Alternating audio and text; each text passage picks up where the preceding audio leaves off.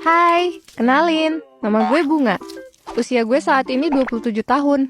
Gue tinggal di Bandung sama suami. Dan gue udah punya anak namanya Laura.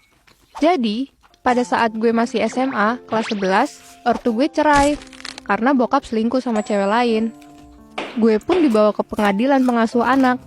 Dalam hati kecil gue, lebih milih ikut nyokap. Tapi, bokap minta ke pengadilan hak asuh anak jatuh ke dia. Alhasil, gue ikut bokap. Nyokap gue pulang ke rumahnya di Jambi.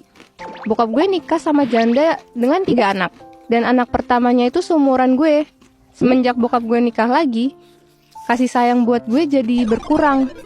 Gue serasa jadi anak cicak saking gak dianggapnya. Gue pun jarang dikasih uang. Bahkan gue harus minta ke tante gue yang kerja di luar kota. Bokap juga kayak lupa punya gue, anak kandungnya. Bahkan, parahnya, gue dijadiin pembantu di rumah. Tiap hari gue bersih-bersih rumah. Sementara mereka jalan-jalan dan senang-senang terus tanpa ngajak gue. Parahnya lagi, ejekan dan perilaku buruk dari saudara tiri jadi makanan sehari-hari. Gue benar-benar udah muak sama mereka semua. Dan gue bertekad, pas gue lulus, gue harus cabut dari rumah ini dan kuliah di Bandung. Untungnya, selama tante gue ngasih uang, selalu gue tabung. Dan sekarang, gue punya bekal buat ngekos beberapa bulan di sana. Dan syukurnya, tante gue baik banget. Beliau masih ngasih gue uang jajan dan bayarin kosan gue selama di Bandung. Di sana gue ngerasa bebas, lega banget. Rasanya kayak seminggu nahan boker. Tapi tetap, trauma dan bayang-bayang kejadian di sana masih ada. Pernah waktu itu, gue berangkat kuliah pagi-pagi. Ya karena jarak kosan ke kampus lumayan jauh, dan saat itu gue gak punya motor, makanya gue selalu naik ojol. Pas sampai kelas, gue ngerjain tugas dari dosen killer. Kalau gak ngerjain, bisa amsyong gue. Hehe. Setelah tugas kuliah selesai, gue rencananya mau ke kafe sendiri deket kampus. Sampai sana, gue duduk sambil ngopi. Lagi enak-enaknya bengong, gue kepikiran keluarga toksik gue. Dalam pikiran gue, apa kabar ya mereka berlima? Tahu nggak ya kalau gue kabur ke sini? Gue nggak kangen sama sekali sih, karena trauma. Gue sambil buka laptop, tiba-tiba ada cowok datang duduk di meja sebelah gue. Di sudut ujung mata gue kayak ngeliat cowok kece sih. Meliriklah gue. Ternyata itu si Julian dong. Cuma gue tetap dibawa biasa aja. Terus dia ngeliat gue di sampingnya dan bilang, "Hey, kita ketemu lagi. Lu Bunga kan?" Waduh, hati gue kayak ditanam bunga, coy. Gimana enggak? Dia masih inget dong sama gue. Bahkan nama gue juga. Dia sampai pindah duduknya depan gue. Terus ngajak gue ngobrol-ngobrol gitu. Kita ngobrol ngalur ngidul dan saling tukar cerita. Terus dia buka pertanyaan ke gue. "Kayaknya lu selalu menyendiri mulu deh. Setiap sama orang juga cuma sebentar. Terus lu langsung pergi?" Ya gue jawab, "Enggak, gue cuma mau sendiri aja. Karena males ikut campur urusan orang." Untungnya dia gak nanya tentang keluarga gue saat itu. Seiring berjalannya waktu, gue lost kontak dan udah gak berkabar sama keluarga. Karena ya males aja. Dan anehnya, entah kenapa Julian makin deket sama gue. Tiap kali gue ke kafe habis kuliah, dia juga ikut. Tiap papasan, pasti gue disapa duluan sama dia. Ya gue mikir, dia cuma mau temenan aja sama gue. Pernah nih, waktu gue mau pulang, Julian malah mau nganterin gue. Ternyata, gue gak dianterin ke kosan. Dan malah ke rumahnya, jir. Rumahnya gede banget, tapi gak mewah kayak rumah di sinetron. Rumahnya di perkomplekan gitu. Jadi kelihatan estetik. Gue mikir, nih orang ngapain bawa gue ke rumahnya ya? Sampai gue diapa-apain sih, awas aja. Ternyata di dalam ada orang tua sama saudaranya. Terus Julian ngenalin gue ke ortunya dan bilang, "Ibu, ayah, aku bawa dia ke sini. Namanya Bunga.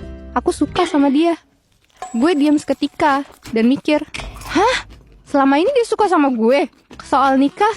Nanti kalau udah lulus kuliah ya Pak, Bu." Terus ortunya bilang sama ortunya Bunga juga ya, biar dapat izin dan restu. Seketika gue spontan bilang, Tante, lebih baik jangan. Takutnya ada masalah lagi." Dan di situ gue cerita tentang masalah gue dan keluarga. Dan syukurnya mereka ngerti perasaan gue kayak gimana. Dan mereka menerima segala hal dari gue. Gue pun dilamar sama Julian tanpa sepengetahuan keluarga gue. Dan setelah lulus, kita akhirnya menikah. Gue pikir ini pelarian dan akhir dari semua masalah. FYI, Julian ini yang nerusin perusahaan ayahnya. Ternyata Julian berasal dari keluarga orang kaya banget cuy. Gue seneng banget dapet keluarga baru kayak Julian ini. Selang beberapa bulan, gue dapet telepon dari tetangga gue di rumah bokap. Katanya, rumah gue di sana kebakaran. Gue shock, dan gue minta Julian untuk mastiin bener apa enggaknya berita itu. Dan gue pun gak berharap lagi ketemu mereka. Pas udah nyampe, kaget banget sih. Ternyata rumah masa kecil gue udah kebakar. Hangus gak bersisa. Keluarga gue duduk di depan rumah tetangga dengan wajah sedih. Dari awal, gue emang gak mau ketemu mereka lagi. Tapi Julian bilang, sayang, selagi itu keluarga kamu sebagai anak harus deket lagi ya. Julian kasih support ke gue, biar gue bisa deket lagi sama keluarga gue. Gue coba pelan-pelan samperin mereka yang lagi sedih. Mereka kaget lihat gue sama Julian, karena dulu boro-boro gue mau pacaran. Keluar rumah aja bisa dihitung jari. Di situ bokap gue langsung mohon minta maaf ke gue, yang selama ini gak pernah dianggap sebagai anaknya, semenjak dia nikah lagi. Ibu tiri dan saudara tiri gue pun minta maaf ke gue, yang selama ini memperlakukan gue layaknya pembantu. Gue udah maafin sebelum mereka minta maaf, tapi kenangan buruk itu masih melekat di pikiran gue. Julian ngeyakinin gue biar bisa kembali ke keluarga gue. Mereka akhirnya ngontrak.